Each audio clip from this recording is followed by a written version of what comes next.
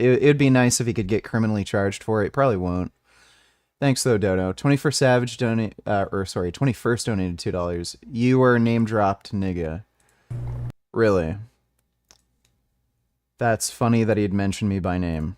Hey everybody, it's Jason Blaha here, and today I want to chat with you guys a little bit about something I find really amusing because, I make videos discussing nutrition, and what's interesting is the two most extreme diet groups being vegans and carnivore diets, because they literally...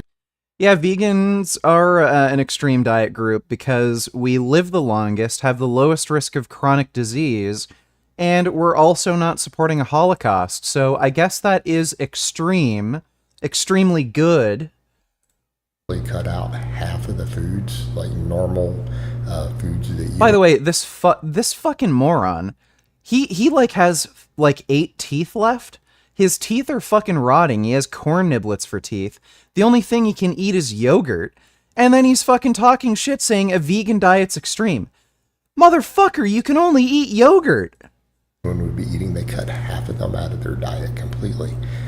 So again, that's very, very extreme, because it's not like they're cutting out, oh, let's cut out junk food. No, they're he's also on steroids and shit too, as if that's like less extreme than a vegan diet. Is how both groups adamantly defend, because both groups come and argue with me and attack me, and it's really funny because you would think that they would be polar opposites, right? You would think they would be polar opposites and they would be fighting each other. But instead, both groups come and argue with anyone who says, hey, we should be eating both plants. Vegans constantly get into debates with carnivores. The fuck are you talking about? And animals, right? They actually attack normal balanced diets, like are those of us who promote it. They want to argue with Haven't us, seen the new jig, bro. It's really insane, It's really insane. But then again, sane people don't gravitate to these types of diets, for the most part. They're extreme. But that being said, both groups love to make the exact same argument for their diet. All right? No, we do not make the exact same arguments for our diets.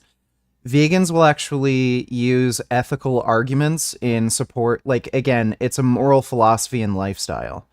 So the whole reason you're on a vegan diet is to not violate animal rights. And those are the arguments relating to a vegan diet.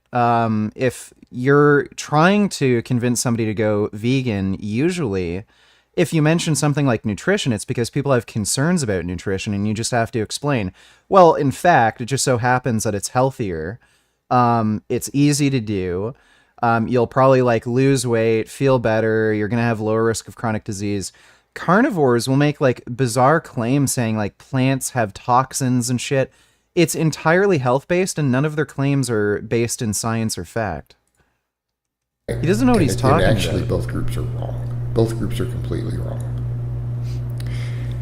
And they will come and argue that, the vegans will say plants, and of course the carnivores will say from animals, right?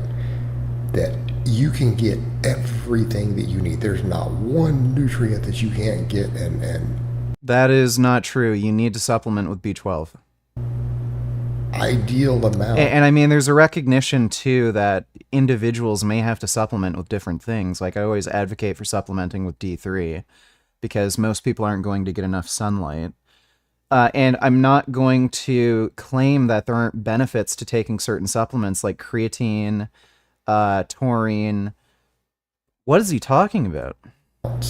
From an all vegan diet, if they're vegan, or the carnivores, from an all animal source diet, right?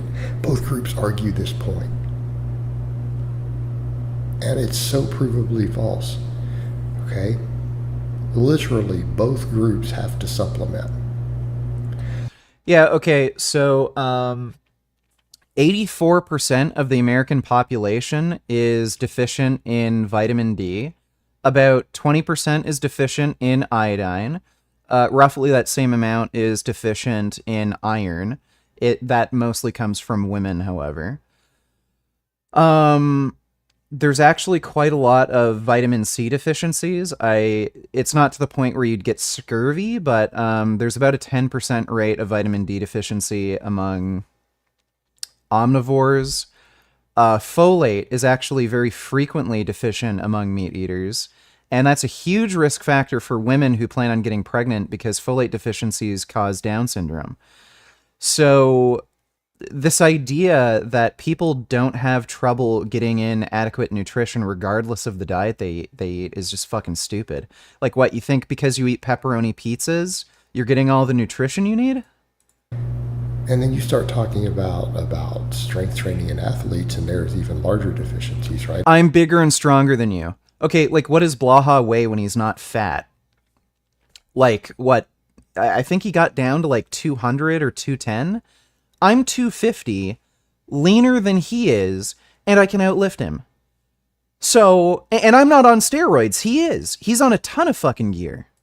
It's even more difficult to get what you need. Okay, it's even more difficult. But we're talking just for overall general health. Okay, buddy, I still have all my teeth, all my hair. So, I don't know. At least my teeth and hair are getting the nutrition they need. Okay, and the vegans will argue this, and it's like, well, not really, though. Without supplementation, you can't. And I'm not saying people can't supplement to get around these things. In fact, I'll go so far as to say that between these two diets, it's probably easier to supplement and correct issues on the vegan diet than it is the carnivore. The Well, at least you carnivore said is that. arguably the worst of the two. Okay? Well, it I absolutely wanna is be the worst of the clear two. there. Philosophically, the carnivore diet is cool. Practically, it is literally moronic beyond all belief. Okay? Just make that clear. That's my opinion, by the way. My opinion. You know, of course, you take the vegan diet, and I think that philosophically, it's fucking batshit nuts. That's my opinion. Yeah, philosophically, it's batshit nuts. That's why you dodge every debate I've ever offered with you, right? Practically, it makes more sense than the carnivore diet. It probably practically makes more sense than a lot of fad diets, at least in the ability to apply it and the ability to not hurt your health too bad if you're very careful. Now, if you're not careful, it can harm you quite badly. Okay? If you're not careful, it can harm you quite badly. Dude, the rate of obesity and heart disease and cancer among the American public is out of this world, and then he's saying, a vegan diet can harm you quite badly. Really? What's more dangerous? Geez. Thanks for the donation, though, Killian Titan. Appreciate it. That's kind of the ironic part between the two. But that aside, you know, they'll say that you can get everything you need, but it's like, but you can't. You really can't. The vegan one, it's Dude, what is that? Do you see that? Like, that line? Is that like a really weird vein, or like, is that loose skin? That looks really fucking weird. a little less bad. A vegan diet is a little less bad.